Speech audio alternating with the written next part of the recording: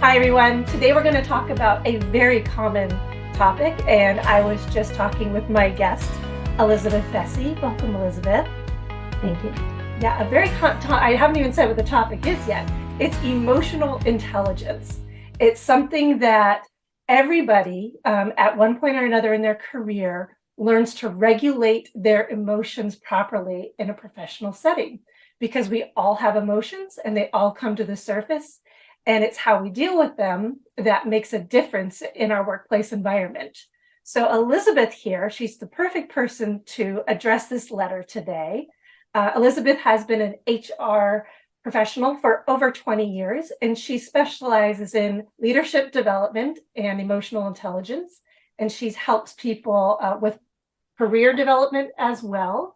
And she uses a technique called energy leadership. And I'm going to have you, Elizabeth, talk a little bit about what that is. Thank you for the introduction, Cynthia. The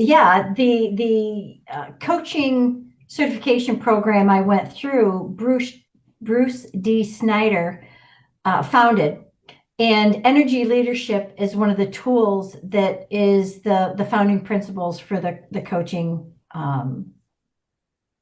methodology.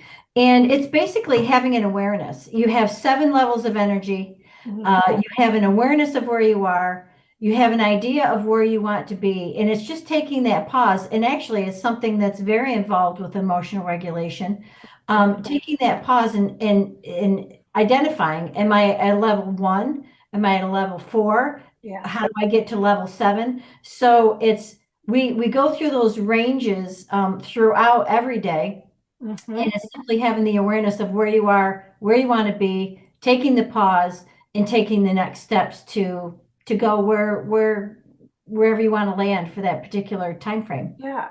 And we're going to talk more about taking a pause, because I think that's really the first step that any of us can take in behaving differently under these stressful situations. So let's read the letter together. And from there, you can share how you guide and how you work with a client who comes to you who's challenged with regulating their emotions. So here we go. Dear executive coach, I'm a manager that not only has a team, but also is part of a team writing code at a high-tech company. So I have to balance both worlds. My team calls me the rock, as I'm usually the calm in the storm. However, I really lost my cool when I was meeting with one employee today. He just kept poking and poking at a sore spot until I lost my temper and yelled. How can I recover from this? Signed, The Rock and Stormy Seas. Stormy seas. Yeah. There you go. Yeah. Sometimes the rocks, they get budged and they move. Yeah. They get tested. Yes, indeed. Yeah. And it's usually those times when you are already at a certain emotional state, and someone comes in with a problem, they come in with an accusation, they come in with a strong statement, and depending on how you take that statement depends on your reaction. Right.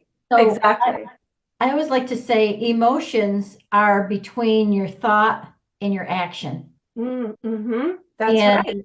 And that's where the pause comes in, right? And that's where the pause comes in. Yeah. Absolutely. Yeah.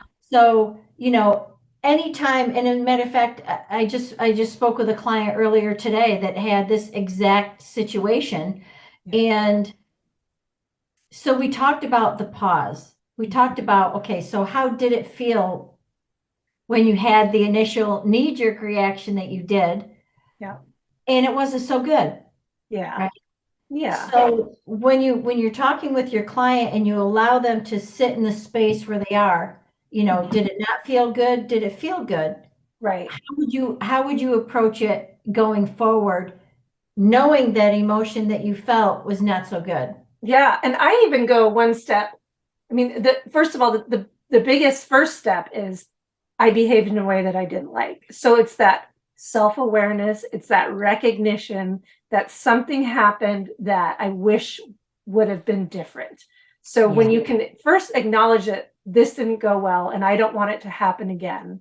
And like you said, diving deeper into, well, what did that feel like? And what can you share? Why was that a negative experience for you? And then the next, and I'm sure you dive deeper, but also you want to put the little, bird in their ear for them when they feel those emotions again, or when that shows up again, just to go, oh, here it is again. I want to explode.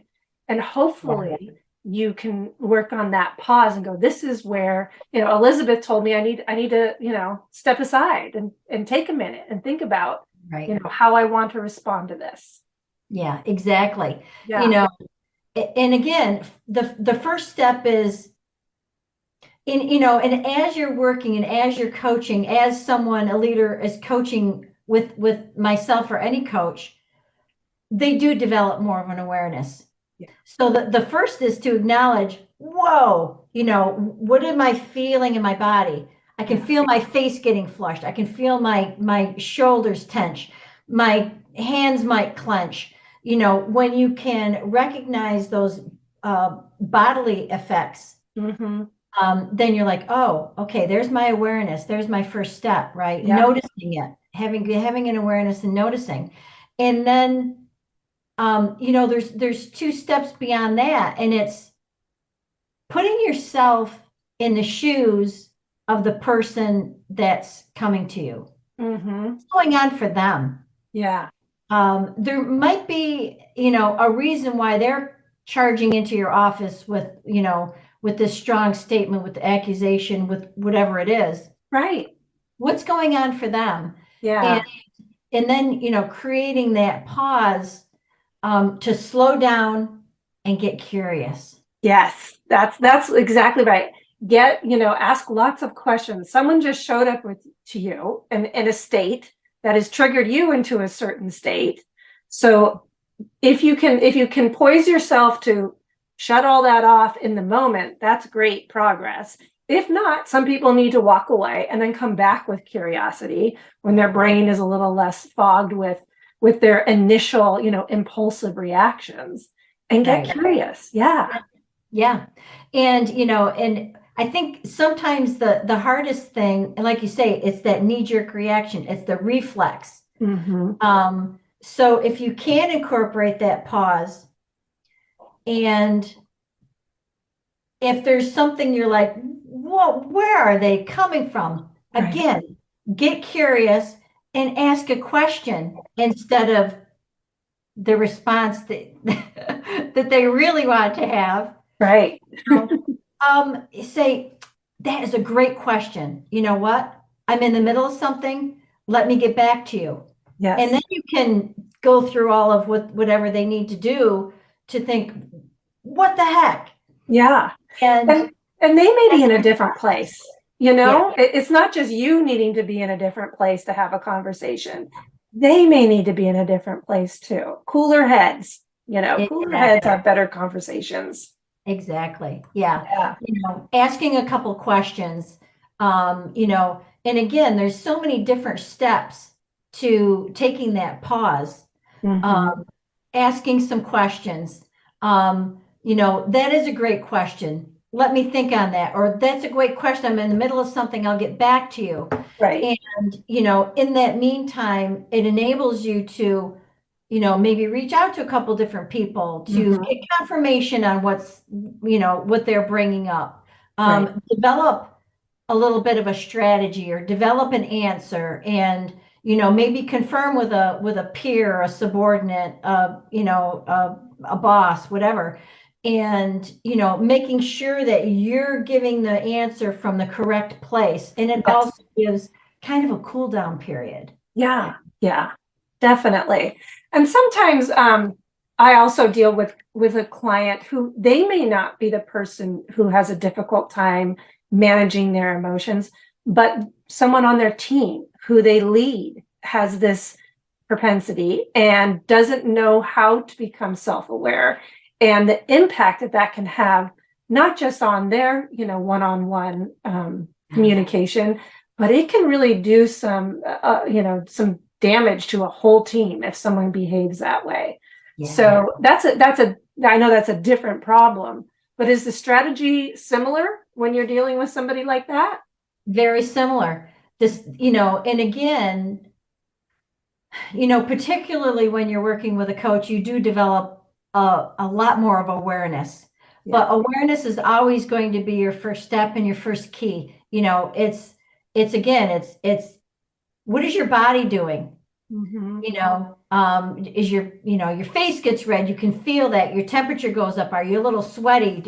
Are your palms sweaty? Yep. There's a lot of different physical reactions when you go into that fight or flight mode, right? Yeah. And and if someone ever goes through the process where they do blur out things that first thought wrong, the first thought that comes to mind, and you say it out loud. Yeah. Once they do that and they realize how difficult it is to recover from that, Mhm. sometimes you have to experience that in order to develop the awareness, develop the pause, Yeah. and because it takes a lot to recover. It takes a lot to recover that trust. It takes a lot to recover that relationship, especially in a peer situation. Mhm. Once trust is broken, it's a heck of a big hill to climb to That's get. right. Yeah.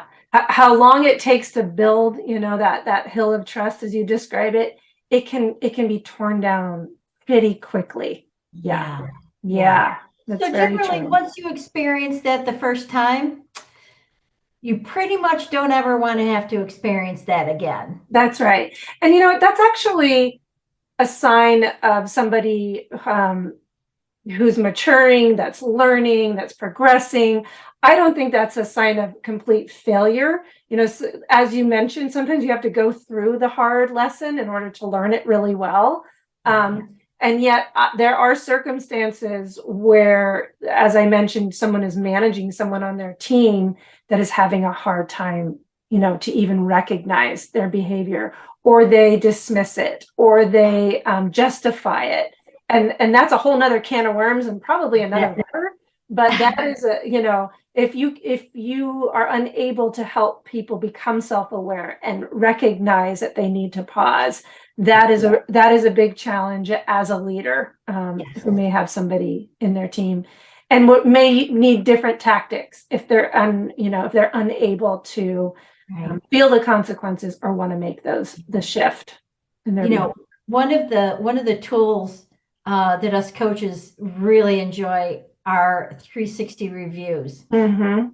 And when you have a 360 assessment and you have your own the answers, how you respond, then how peers respond, how your manager responds. And when that's not everyone is self-aware, right? Right. Yes. There's a lot out there that need charm school. Yeah. So when you do a 360 review and they all of a sudden that mirror is being held up and they're like, whoa, this is way off. Like what I think I'm doing is way off from what everyone else is rating me as. That is a really good eye opener. And sometimes it's necessary to have that harsh mirror held up in order for someone to recognize, because sometimes they just don't get it. Sometimes they don't get it. And that's real, that's concrete data that you're sharing with them from feedback from the people who they work with every day. Mm-hmm. Well, this has been a great conversation, and I appreciate you meeting with me today. And if any of you want to learn more about Elizabeth, you can visit her website. That's ebprofessionalcoaching.com.